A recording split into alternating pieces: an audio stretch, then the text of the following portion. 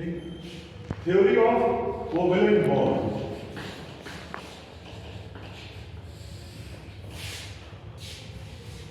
आज हम लोग डिस्कस करेंगे कि कोवेलेंट बॉन्ड कैसे बनता है। तो कोवेलेंट बॉन्ड के तीन थ्योरीज हैं। पहली थ्योरी है ऑक्टेट थ्योरी, दूसरी थ्योरी है वैलेंस बॉन्ड थ्योरी,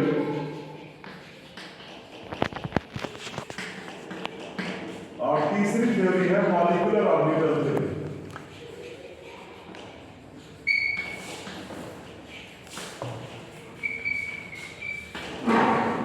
VBT, इसको एमओटी कहते हैं। ऑक्टेट थ्योरी में हम सभी लोग पढ़ते हैं कि यदि 8 इलेक्ट्रॉन बाहर हो किसी एटम में, चाहे वो शेयर करके हो जाए, ट्रांसफर करके हो जाए, तो सिस्टम स्टेबल हो जाए। तो ऐसे एटम जिसमें कि 4 इलेक्ट्रॉन बाहर है, जैसे कार्बन है, सिलिकॉन है, जर्मेनियम है, नाइट्रोजन जिसमें 5 इलेक्ट्रॉन बाहर है, ऑक्सीजन जिसमें 6 इलेक्ट्रॉन बाहर है, बोरॉन एल्युमिनियम जिसमें 3 इलेक्ट्रॉन बाहर है, यह इलेक्ट्रॉन ट्रांसफर करने के जगह पे इलेक्ट्रॉन की शेयरिंग करके बॉन्ड्स बनाते हैं। और आप ऑक्टेट थ्योरी से कई सारे बॉन्ड्स को बनने को देखते होंगे, जैसे CH4 में बॉन्ड बना, हर एक कार्बन के चारों बगल देखिए इस तरह से 8 इलेक्ट्रॉन हो गया, एक बॉन्ड से 2 इलेक्ट्रॉन है। और हाइड्रोजन जो है इसको डुएट बोलते हैं। हाइड्रोजन नजदीक का 2 इलेक्ट्रॉन वाला सीखता है, बॉन्ड उसको चाहिए, तो ये डुएट बनाता है। लेकिन इस ऑक्टेट थ्योरी के कई सारे लिमिटेशंस हैं कि जैसे हमको ये पता नहीं चलता है कि CH4 टेट्राहेड्रल है या प्लैनर है ना, ये पता नहीं चलता है। तो वैलेंस बॉन्ड थ्योरी या वेस्पर थ्योरी से हमको ये पता चलता है, वैलेंस से इलेक्ट्रॉन पेयर रिपल्सन थ्योरी से, यह CH4 जो है यह टेट्राहेड्रल है। और इसका भी डिस्कशन हम लोगों ने आपसे पहले किया है। आज हम लोग मॉलिक्यूलर ऑर्बिटल थ्योरी पर बात करने जा रहे हैं, क्योंकि कई सारी प्रॉपर्टीज ऐसी है जो वैलेंस बॉन्ड थ्योरी से भी एक्सप्लेन नहीं होती है। जैसे ऑक्सीजन मॉलिक्यूल पैरामैग्नेटिक है, O2 इज पैरामैग्नेटिक। अब what's the meaning of paramagnetic? Paramagnetic का क्या मतलब है? ऐसे सब्सटेंस जो मैग्नेटिक फील्ड में जाने से उस मैग्नेटिक फील्ड के स्ट्रेंथ को थोड़ा इनहांस कर देते हैं, थोड़ा बढ़ा देते हैं, उसको हम लोग कहते हैं पैरामैग्नेटिक सब्सटेंस। जैसे paramedical staff, paramilitary forces, doctors होते हैं, वो हुए मेडिकल स्टाफ। अब उनको सपोर्ट करने के लिए you need nurses, compounders, X-ray technicians, pathologist, they are all called paramedical staff, but they assist the main doctors. उसी तरह से मैग्नेटिक फील्ड के लिए यदि कोई सब्सटेंस जो मैग्नेटिक फील्ड में रखा जाए और वह मैग्नेटिक फील्ड स्ट्रेंथ को थोड़ा इनहांस कर दे, थोड़ा इंक्रीज कर दे, तो उसको हम लोग कहेंगे पैरामैग्नेटिक। क्या समझ में आ रहा ना? रिलैक्स रहो, तुम लोग मत ध्यान दो कि कुछ और हो रहा है ना। जस्ट गेट रिलैक्स, तुम लोग सब टेस्ट हो गया, तुम्हारा थोड़ी ना भी हो रहा है कुछ। तो O2 जो है पैरामैग्नेटिक है। अब पैरामैग्नेटिक सब्सटेंस होने का कंडीशन क्या होता है? It must have A paramagnetic substance must have unpaired electron. Unpaired electron या electrons. Condition of paramagnetism क्या होगा? Presence of unpaired electron. जैसे मान लो कॉपर का कोई कंपाउंड होगा, कॉपर 2+, ये हो गया 3D9। अब इसको लिखेंगे इसमें ऐसे,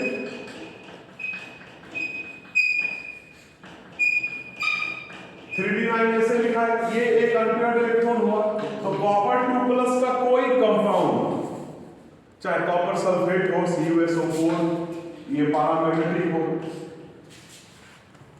अनपेयर्ड इलेक्ट्रॉन होना चाहिए। अब ऑक्सीजन में अनपेयर्ड इलेक्ट्रॉन कैसे है?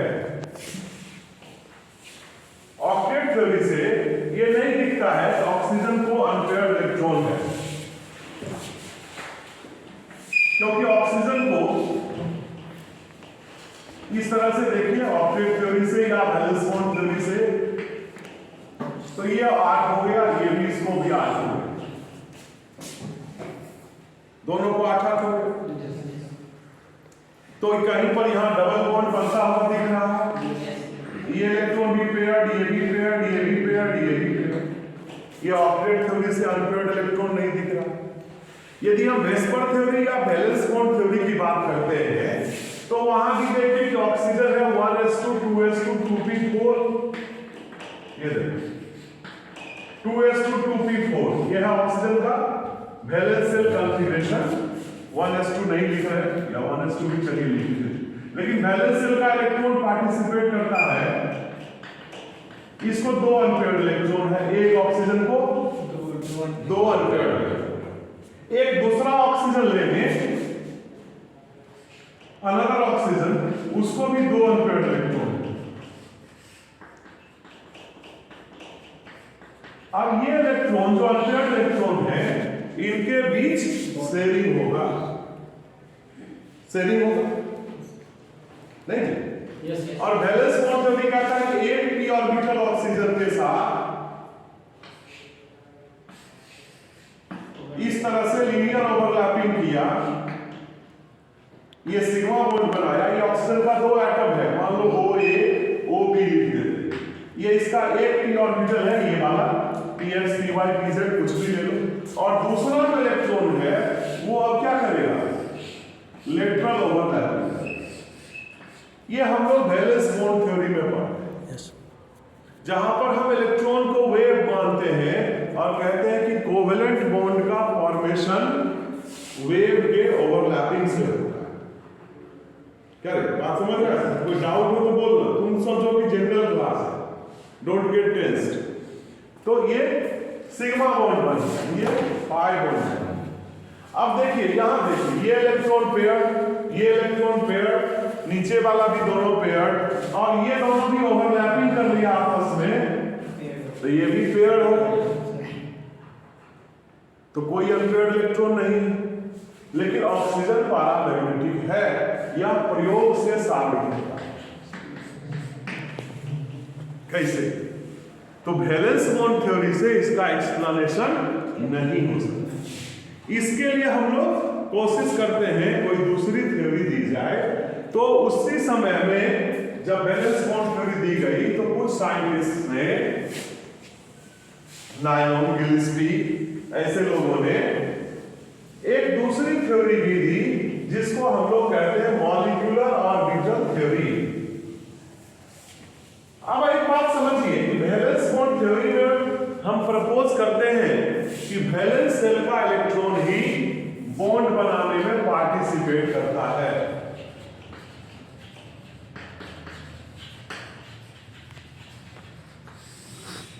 क्या करता है?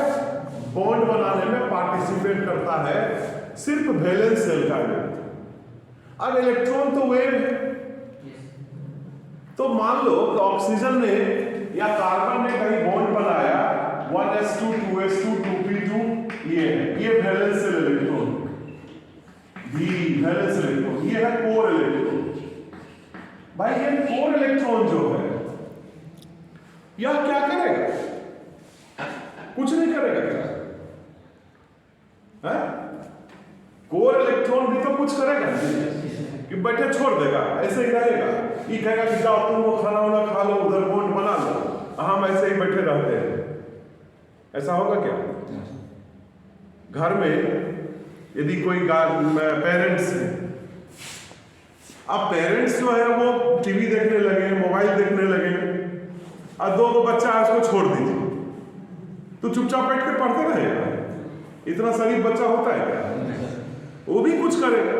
वो भी 2 बच्चा होगा, कहीं पर ऑक्सीजन होगा, इसके पास भी 2 इलेक्ट्रॉन है, 2s2 2p4, ये वैलेंस इलेक्ट्रॉन बॉन्ड बनाने में पार्टिसिपेट किया, तो जो कोर इलेक्ट्रॉन है ये भी आपस में ओवरलैप कर ले। क्योंकि यह भी वेव है, और पेयर्ड इलेक्ट्रॉन है तो क्या हो गया, है ना, इलेक्ट्रॉन तो वेव है, तो वेव कोई भी रहेगा तो अपने जैसे वेव को ढूंढ करके उसके साथ इंटरेक्ट करेगा। ठीक वैसे ही जैसे पहले हम लोग एक पॉस्टुलेट लिख लेते हैं मॉलिक्यूलर ऑर्बिटल थ्योरी का। पहला पॉस्टुलेट ये है कि not only the valence shell electron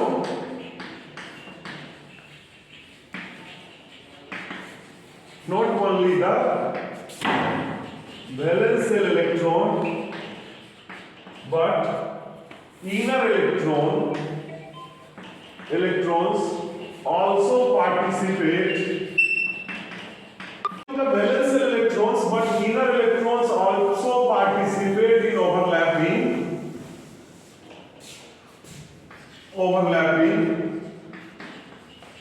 and covalent bond formation.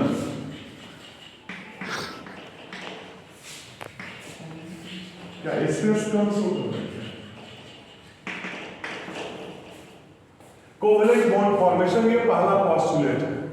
दूसरा कहता है कि electrons of electronic wave functions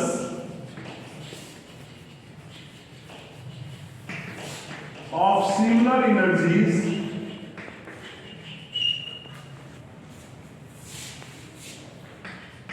electronic wave functions are also known as atomic orbitals.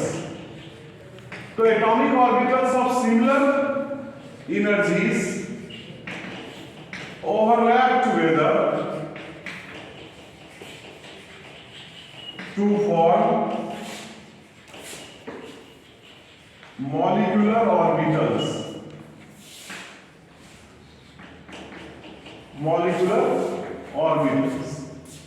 Similar energy के एटॉमिक ऑर्बिटल्स आपस में ओवरलैप करके मॉलिक्यूलर ऑर्बिटल्स का निर्माण करते हैं। सिमिलर एनर्जी यहां होना जरूरी है, बहुत ज्यादा एनर्जी डिफरेंस नहीं हो। अब यह जो एमओ है वो कितनी संख्या में बनेगा, तो तीसरा पॉस्टुलेट कहता है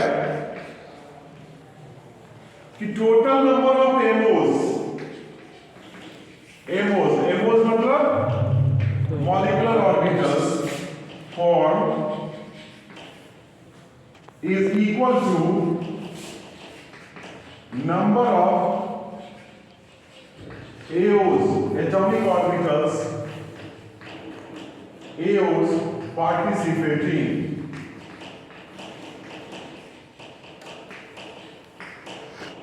total number of atomic orbitals जो पार्टिसिपेट कर रहा है ये उसकी संख्या के बराबर होता है। यानी कि दो ऑर्बिटल यदि बनेंगे, एटॉमिक ऑर्बिटल यदि पार्टिसिपेट करेंगे तो दो एमओ बनेगा, तीन पार्टिसिपेट करेंगे तो तीन, चार करेंगे तो चार। अब कहता है कॉम्बिनेशन कैसे होता है, तो कॉम्बिनेशन कहता है दो तरह से होता है। एक symmetry, AOs atomic orbitals combines in two ways. पहला सिमेट्री और दूसरा एसिमेट्री। इसको हम लोग पॉजिटिव ओवरलैप भी कहते हैं और ये नेगेटिव ओवरलैप भी कहते हैं। Symmetric and asymmetry. जैसे दो बच्चा खेलने जाता है तो हमेशा वो मित्र भाव में ही खेलेगा, ये जरूरी है क्या? लड़ाई भी होगा, है ना, आपस में लड़ना भी जरूरी है। तो एक जब हम लोग मित्र भाव में खेल रहे होते हैं तो सब कुछ बढ़िया रहता है, एनर्जी डाउन होता है, सिमेट्रिक कॉम्बिनेशन। और जब हम लोग एसिमेट्रिक कॉम्बिनेशन करते हैं तो थोड़ा सा घुसम-घुसी हो गया, तनातनी हो गया, तो एनर्जी इंक्रीज कर गया। तो सिमेट्रिक और एसिमेट्रिक कॉम्बिनेशन होता है। जैसे 1s का इलेक्ट्रॉन है, इधर भी 1s का ऑर्बिटल है, जब एमओ बनेगा सिमेट्रिक कॉम्बिनेशन से तो यहां बनता है सिग्मा 1s और यहां ये बनता है सिग्मा स्टार। तो ये एनर्जी डायग्राम है। क्या है ये? Energy diagram. नीचे वाला हुआ सिमेट्रिक कॉम्बिनेशन से एनर्जी डाउन हुआ और एसिमेट्रिक कॉम्बिनेशन से एनर्जी अप हुआ। तो अब ये बन गया MO। ये क्या बन गया? MO, molecular orbital. अब एटॉमिक ऑर्बिटल खत्म, अब नए एनर्जी फंक्शंस डेवलप हो गए। Sigma 1s, sigma star 1s, इसको कहते हैं बॉन्डिंग MO। क्या कहेंगे भाई? Bonding MO। और इसको कहते हैं एंटी बॉन्डिंग MO।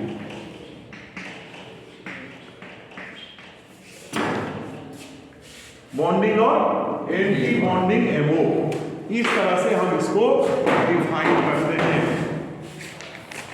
अब कहता है कि एक ऑर्बिटल, एक MO में अधिकतम इलेक्ट्रॉन कितना होगा? तो 2 होगा। चूंकि यह भी क्या है? एनर्जी फंक्शन ही है ना भाई। जैसे एटॉमिक ऑर्बिटल एनर्जी फंक्शन है, उसमें अधिकतम 2 इलेक्ट्रॉन होगा और अपोजिट स्पिन से होगा। उसी तरह से इसमें भी अधिकतम 2 इलेक्ट्रॉन होगा और अपोजिट स्पिन के साथ होगा। तो ये भी 5वीं बात में हम लोग लिख देते हैं कि electrons are occupied, are associated,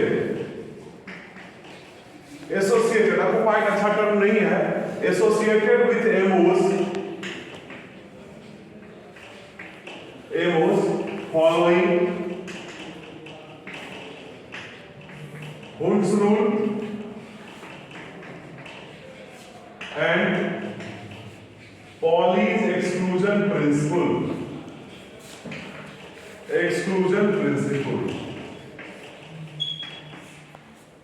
Pauli's exclusion principle और हुड्स रूल को फॉलो करते हुए ही उसमें भरेंगे, यानी कि एक ऑर्बिटल में अधिकतम 2 इलेक्ट्रॉन होगा, तभी तो उसका स्पिन अलग अलग होगा, स्पिन क्वांटम नंबर अलग होगा।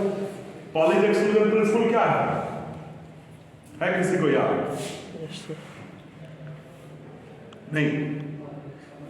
किसी 2 इलेक्ट्रॉन का किसी भी एटम में चारों क्वांटम संख्याएं एक समान नहीं होगी, कोई ना कोई एक क्वांटम नंबर जरूर डिफर करेगा। तो यही है पॉलीज एक्सक्लूजन प्रिंसिपल। और हुड्स रूल क्या है कि सेम एनर्जी का ऑर्बिटल होगा, सेम एनर्जी का ऑर्बिटल होगा, चाहे एटॉमिक ऑर्बिटल हो या मॉलिक्यूलर ऑर्बिटल हो, तो इलेक्ट्रॉन एक एक करके भरेगा और फिर उसका पेयरिंग होगा, फिर उसका जोड़ा लगेगा। ठीक है, तो हम लोग इसको कहते हैं यहां पर इस तरह से होता है। जैसे हाइड्रोजन मॉलिक्यूल कैसे बना, मान लो ये डायग्राम हम हाइड्रोजन के लिए अप्लाई करना चाहते हैं कि H2 कैसे बना। तो इस H2 में 2 हाइड्रोजन है, एक इधर एक इधर, दोनों के पास एक एक इलेक्ट्रॉन है। अब ये दोनों इलेक्ट्रॉन आपस में 2 ऑर्बिटल आपस में ओवरलैप किया, 2 MO बनाया, एक बॉन्डिंग एक एंटी बॉन्डिंग। तो ये इलेक्ट्रॉन पहले किस में जाएगा? बॉन्डिंग। क्यों जाएगा? इसकी एनर्जी कम है। तो दोनों इलेक्ट्रॉन यहां रहे, माने बॉन्डिंग में 2 इलेक्ट्रॉन आया, एंटी बॉन्डिंग खाली रहा। तो इस H2 का अब हम MO कॉन्फ़िगरेशन लिखते हैं। ये क्या हो गया? MO diagram. This is called what? MO diagram. आप एनसीईआरटी में खोल के पेज देख सकते हैं कि MO डायग्राम बना हुआ है। तो ये हो गया। और MO कॉन्फ़िगरेशन क्या हुआ? MO कॉन्फ़िगरेशन ये हुआ sigma 1s2 sigma star 1s0। ऐसे लिखने को कहते हैं MO कॉन्फ़िगरेशन। पहले आपने पढ़ा है इलेक्ट्रॉनिक कॉन्फ़िगरेशन और अब हम लोग पढ़ते हैं MO कॉन्फ़िगरेशन। अब देखो एक चीज और, बॉन्ड ऑर्डर। जैसे हम कहते हैं बैलेंस बॉन्ड थ्योरी में, वेस्पर थ्योरी में, ऑक्टेट थ्योरी में कि सिंगल बॉन्ड डबल बॉन्ड बनता है, उसी तरह से यहां कहते हैं कि हुआ सिंगल बॉन्ड और डबल बॉन्ड से हमको मतलब समझ में आता है कि कोई बॉन्ड कितना मजबूत है। कोई बॉन्ड कितना मजबूत है। डबल बॉन्ड हो गया ज्यादा मजबूत हो गया। तो उसी को MO थ्योरी में कहा जाता है बॉन्ड ऑर्डर। तो छठी बात जो है वो है bond order. What is bond order? तो रिलेटिव स्ट्रेंथ ऑफ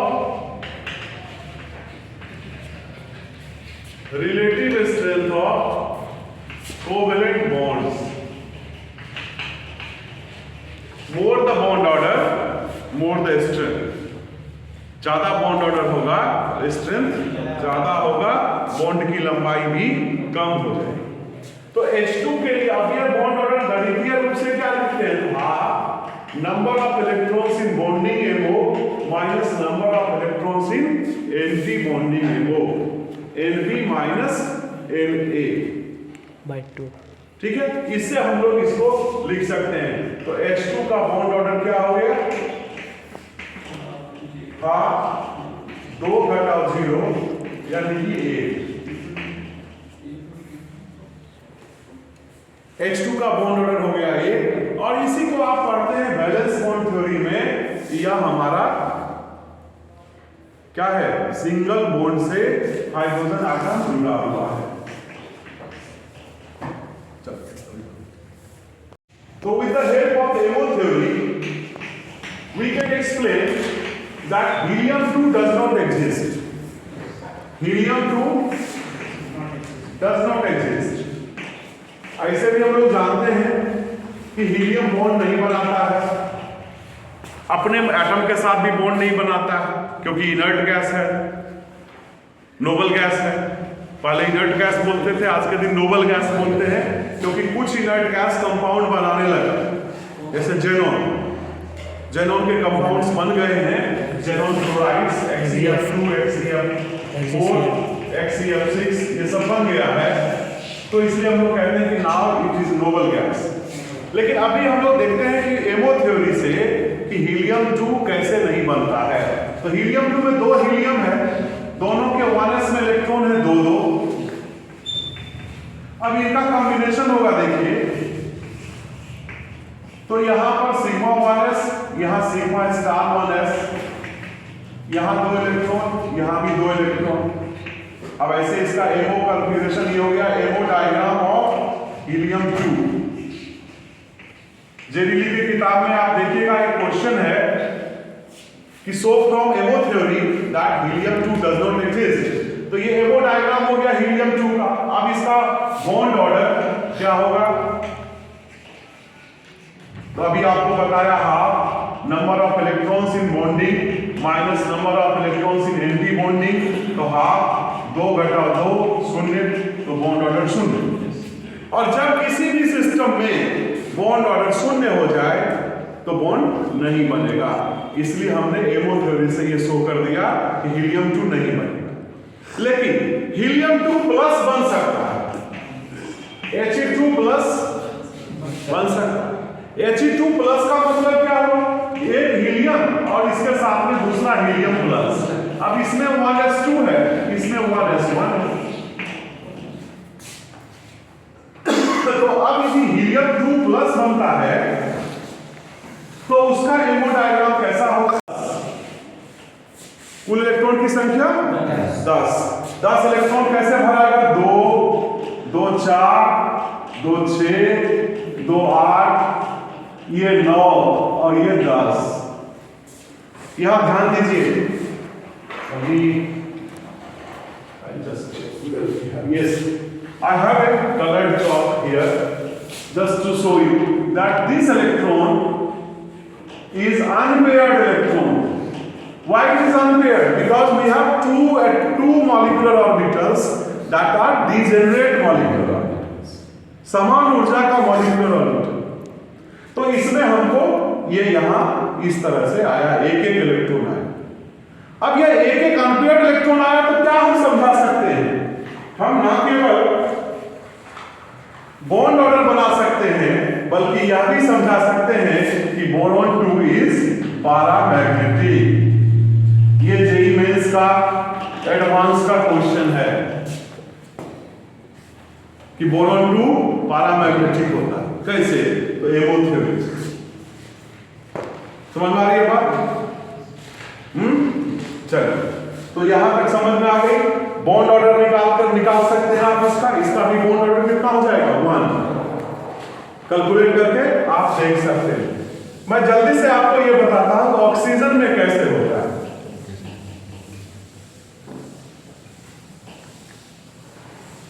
नाइट्रोजन तक का सिस्टम इसी तरह का होगा। नाइट्रोजन तक जब 14 इलेक्ट्रॉन है वहां तक सिस्टम इस तरह से ही होगा, मतलब पाई वाला नीचे और सिग्मा वाला ऊपर। लेकिन जब हम ऑक्सीजन में जाएंगे तो ऑक्सीजन के लिए ये डायग्राम थोड़ा सा चेंज कर जाएगा। ये देखो, ये थोड़ा सा चेंज कर जाएगा। अब हमारा ये वाला ऊपर और ये वाला नीचे होगा।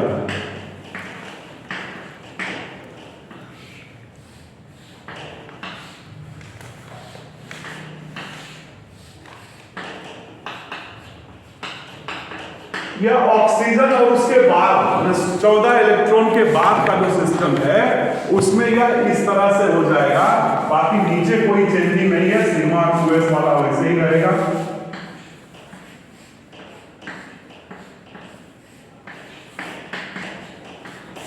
ये सिग्मा 2s, ये सिग्मा स्टार।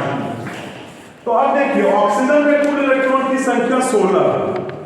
तो 16 इलेक्ट्रॉन्स के साथ बॉन्ड कैसे 2 2 4 और 4 नीचे हो गया 8 9 10 11 12 13 14 यहाँ 15 और यहाँ 16, यानी कि पाई स्टार 2px और pi star 2py anti bonding level में ऑक्सीजन को 2 अनपेयर्ड इलेक्ट्रॉन है।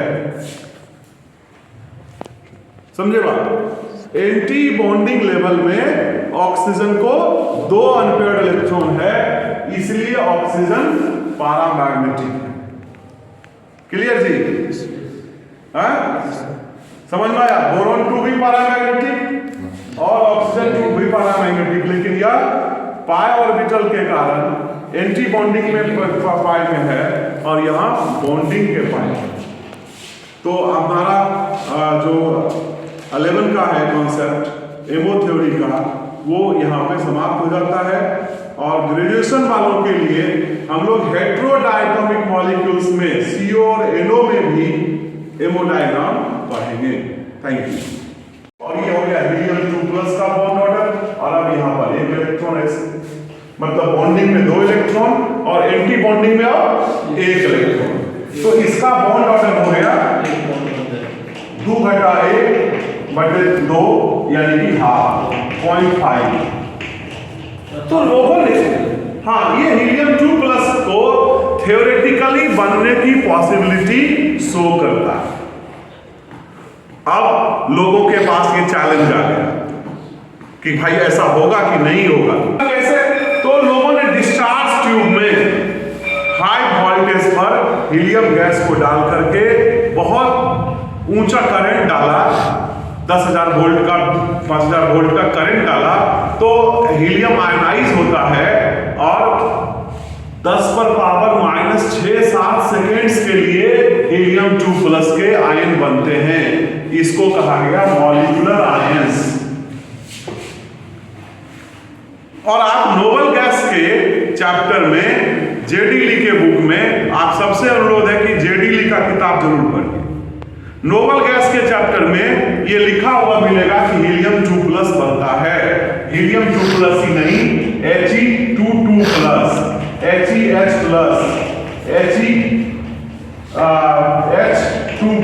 इस तरह के सिस्टम बनते हुए दिखते हैं।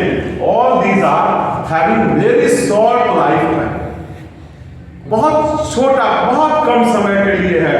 तो ये ट्रू कंपाउंड नहीं है। These are not considered as true compounds, but these are considered as molecular ions and detected spectroscopically. ये आपको लिखा मिलेगा ऑनर्स वाले छात्रों के लिए, पार्ट 1 वालों के लिए बहुत इंपॉर्टेंट कंसेप्ट है। अब हम लोग आगे आते हैं लिथियम 2 में।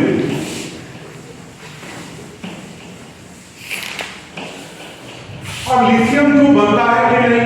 तो यहां लिथियम, एक लिथियम का कॉन्फ़िगरेशन 1s2 2s1, दूसरा लिथियम भी ऐसा ही। तो यहां पर 2 लेवल हो गया, एक 1s का लेवल, एक 2s का लेवल। 2s में सिंगल इलेक्ट्रॉन है, 1s में डबल इलेक्ट्रॉन है, पेयर्ड इलेक्ट्रॉन है। इसने बॉन्ड बनाया,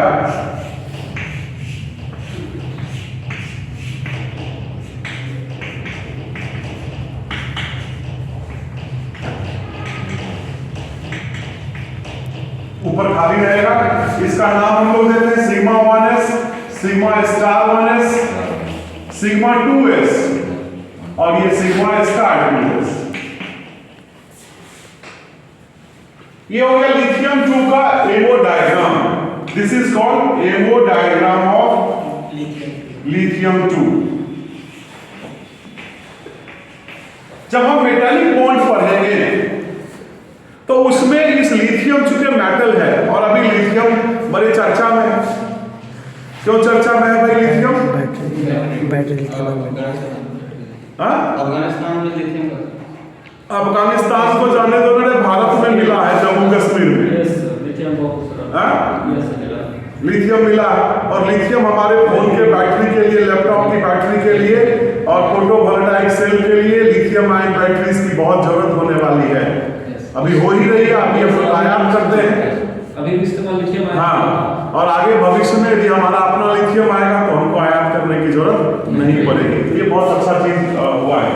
तो ये लिथियम 2 का इस तरह का, और इसका भी आप बॉन्ड ऑर्डर निकालेंगे तो ये हाफ बॉन्डिंग में इलेक्ट्रॉन हो गया 2 2 4, एंटी बॉन्डिंग में हो गया ये वाला 2, तो 2/2 यानी कि 1।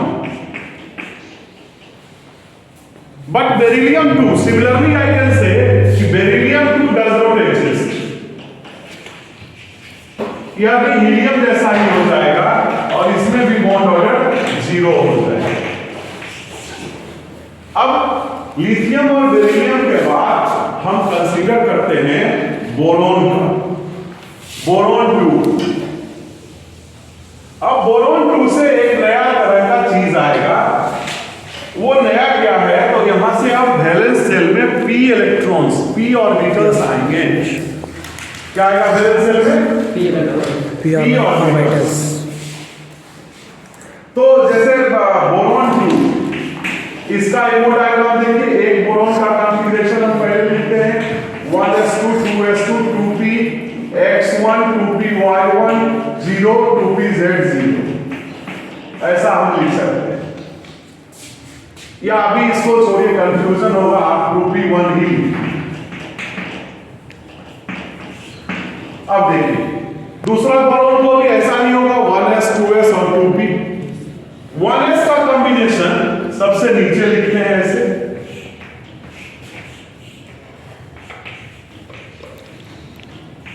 किसी बुक में आप देखेंगे 1s वाला नहीं भी लिखता है। 2s का कॉम्बिनेशन हम यहां लिखते हैं।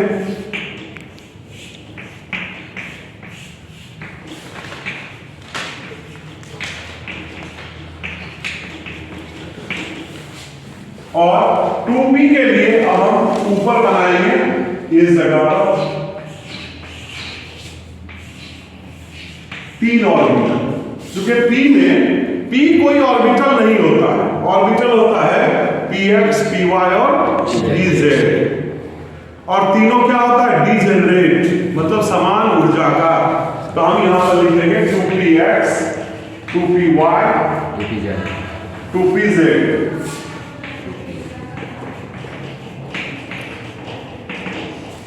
अब यह px py pz में 3 ऑर्बिटल इधर से और 3 ऑर्बिटल इधर से आ गए, तो कुल एमओ की संख्या कितनी होगी? 6। जोर से बोलिए 6। इसमें कोई दिक्कत नहीं ना। अब 6 बनेगा तो 3 जो नीचे बनेगा और 3 जो ऊपर बनेगा, क्या यह तीनों एक ही लेवल पर रहेगा? No sir. तो आपने कहा नहीं सर। क्या तीनों अलग अलग लेवल पर होगा? मतलब ये आप कहते नहीं होगा, हम भी मान लिए नहीं होगा। दूसरा हम कहते हैं कि आप क्या ऐसा होगा?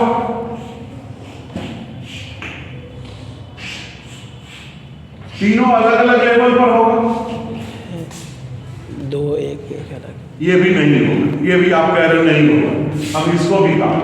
दो एक लेवल पर होगा और एक अलग हाँ, लेवल। ये बात सही है कि दो एक लेवल पर होगा और एक लेवल पर होगा। अब इसका रीजन समझना है क्यों ऐसा होगा। आप पीएनबी के स्टूडेंट हैं, हम लोग बहुत सारी बातें एटॉमिक स्ट्रक्चर में आपके साथ डिस्कस किए हैं कि पी ऑर्बिटल के लिए, यानी ये भी गलत और ये भी गलत, दोनों गलत, तो हम दोनों गलत को मिटा देते हैं और सही कॉन्फ़िगरेशन होगा उसको हम यहां लिख रहे हैं।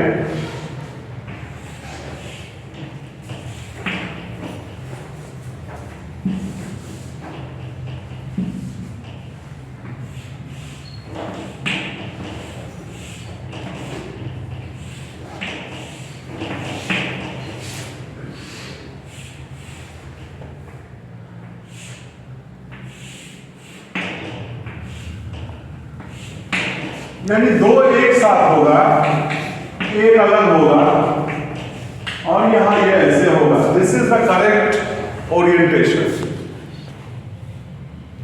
और बोरोन 2 में ये इस तरह से आएगा। नाम कैसे लिखेंगे ये भी आपको बताएंगे, लेकिन पहले आपको ये बताएं कि ऐसा क्यों हुआ। तो पी ऑर्बिटल के लिए L का मान होता है 2, एजीम्यूथल क्वांटम नंबर का क्या मान होता है 2, मैग्नेटिक क्वांटम 1 और इसके साथ मैग्नेटिक क्वांटम नंबर का मान होगा 0 एंड प्लस माइनस 1। जब P 0 होता है तो इसको हम लोग कहते हैं PZ। P0 को क्या कहते हैं PZ। लेकिन P प्लस 1 और P माइनस 1 के लीनियर कॉम्बिनेशन से हमको मिलता है Px और Py।